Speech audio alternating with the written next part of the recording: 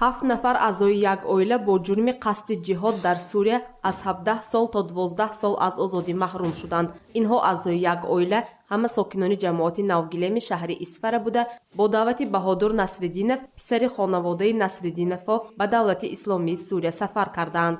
Баҳодур Насриддинов давоми солҳои 2011-2013 дар шаҳри Душанбе ҳамчун сармуҳосиби ширкати сохтмонии иҷроишгарӣ ба номи Таргови Дом фаъолият мекард ва ҳамроҳи аҳли оилааш дар Душанбе истиқомат дошт. Пас аз он ки муддате бекор мемонад, ба ташкилоти экстремистиву террористӣ тариқи шабакаи иҷтимоӣ пайваст гардида, оид ба ақидаҳои ҷинояткорона маълумот мегирад. Баҳодур Насриддинов баъди чанд вақт аъзои фаъоли иттиҳодияи террористиву экстремистӣ гардида, аз роҳбарони он таълимоти ифротгароёна гирифтааст. Баҳодур бо ақидаи ифротгароёнаи худ ҳамаи аъзои оилаашро таълим дода, онҳоро барои аъзо шудан ва ба давлати Сурия сафар кардан тарғибу ташвиқ кардааст. Бо роҳбарии Баҳодур Насриддинов дар умум 28 нафар аъзои як авлод соли 2017 ба Сурия сафар карданд. санаи 23 марти 2017 сол шахсони зикргардидаро роҳбаладӣ намуда сар аввал ба ҷумҳурии Қазоқистони шаҳри Алмато ва баъдан ба ҷумҳурии Туркияи шаҳри Хатай бурда, ҳангоми убури сарҳад як қисми онҳо дастгир карда шуда ба ҷумҳурии Тоҷикистон баргардонида шуданд. модари Баҳодур Мавлуда Насриддинови 71 сола бо ҳукми судяи суди вилояти Суғд 12 сол аз озодӣ маҳрум гардид. Ҳамчунин духтару наберагонаш Ҳайдархон Насриддинов, Мушоира Нуруллоева, Шоҳина Нуруллоева, Фарзона Насриддинова аз 12 сол то 12.5 сол маҳкум ба зиндон шуданд. Фарзона Насриддинова ҳамсари Насрулло Абдувалиев мебошад, ки пас аз 2 моҳ ин оила соҳиби фарзанд мешаванд. Фарзона дар батн кӯдаки 7 моҳа дорад.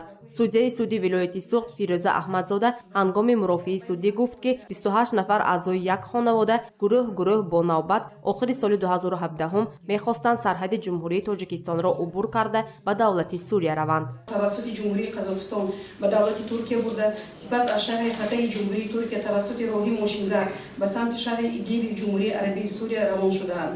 худи ҳамон вақт Насриддинова Зеҳро, Самадзода Нисо, Насриддинов Носирхон, Насриддинов Назирхон, ҳамсари ӯ Насриддинова Рухсора, фарзандонаш Насриддинов Зоирхон, Шокирхон, Умархон, Насриддинова Зайнабхон, бародараш Камолхон бо ҳамсар ва фарзандонаш Насриддинова Тахмина, Маликахон, Аюбхон, бародараш Исмонхон бо ҳамсараш Омина, фарзандонаш Абдураҳмон ва Ойшахон, бародараш Созирхон бо фарзандонаш Асрорхон, ҷамъ 19 нафар сарҳади Туркияро гузашта ба ҳудуди ҷумҳурии Арабии Сурия ворид гардиданд.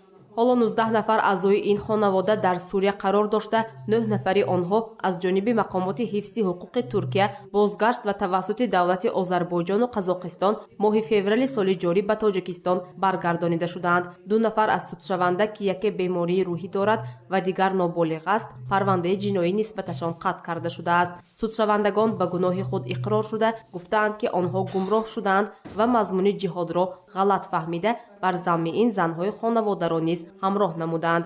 азбаски занҳо тобеи мардҳо буданд, ба куҷо ва барои чӣ сафар карданашонро аз мардҳо намепурсиданд ва аз нақшаҳои онҳо бехабар буданд. аз болои ҳукми мазкур дар муддати 10 шабона рӯз тавассути ҳамин суд ба коллегияи судӣ оиду парвандаҳои ҷиноятии суди олии ҷумҳурии Тоҷикистон шикоят ва эътирози кассатсионӣ овардан мумкин аст. маҳкумшудагон Насриддинов Баҳодур, Насриддинов Ҳайдархон, Абдувалиев Насруллохон, Насриддинова Мавлудахон, Нурилоева Мушоирахон, Нурилоева Шоҳина ва Насриддинова Фарзонахон бошад дар ҳамин муҳлат аллаҳзаи ба онҳо супоридани нусхаи ҳукм метавонанд шикоят пешниҳод намоянд. Судшавандагон ба гуноҳашон иқрор шуда гуфтанд, ки мо ба фитнаи ифротгароёнаи шабакаҳои интернетӣ бовар карда фирефта гардидем.